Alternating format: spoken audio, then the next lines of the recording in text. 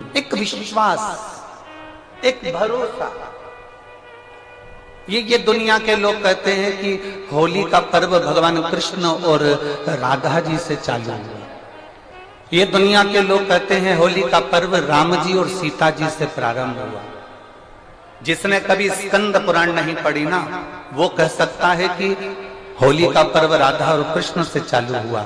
जिसने कभी स्कंद पुराण नहीं पढ़ी वो कह सकता है कि होली का पर्व सीता और राम जी से चालू हुआ। परंतु यदि जिसने स्कंद पुराण पढ़ी है और काशी खंड को पढ़ा है तो उसमें वर्णन आता है कि सबसे पहले रंग और गुलाल की होली मेरे भगवान शंकर ने माता पार्वती जी के साथ में देवताओं के हित के लिए थे, देवहित के लिए थे। भगवान शिव और पार्वती ने, भगवान शंकर और पार्वती जी ने देवताओं के हित के लिए खेली। हम क्यों कह देते हैं आपको कि देखो महादेव की होली जरूर मनाया करो? हमने बोला था, आप लोगों को नहीं बोला था? बोला है ना।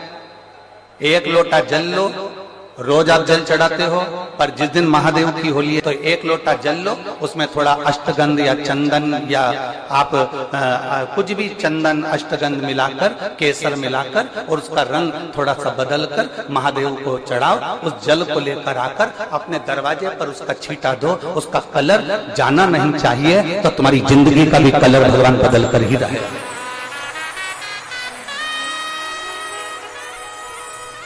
जो लोग सीहोर होली खेलने आते हैं, महादेव की होली, हम लोग सीहोर में चमत्कालेश्वर मंदिर में सुबह 10 बजे से वहां से चलते हैं। 5 मंदिर पर हम दरवाजे पर छींटा देते हैं। 5 मंदिर, वहां पर पुरुष, स्त्री, बेटा, बेटी सब उस होली में रहते हैं। शिव तत्व की प्राप्ति।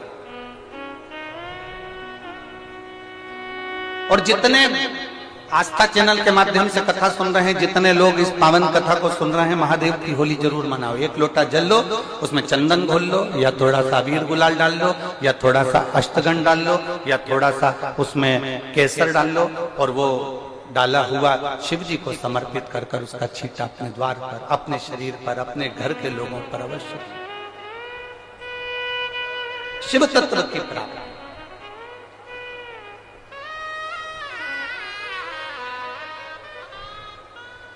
महादेव की होली हमेशा जिस दिन होली जलती है उसके दूसरे दिन नहीं आती।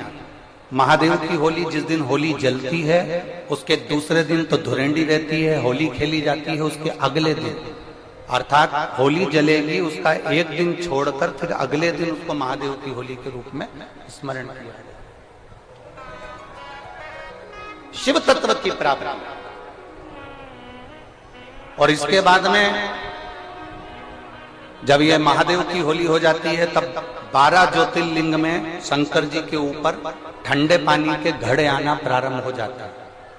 आप लोगों ने दर्शन किए हैं कि नहीं किए वो हमें नहीं मालूम।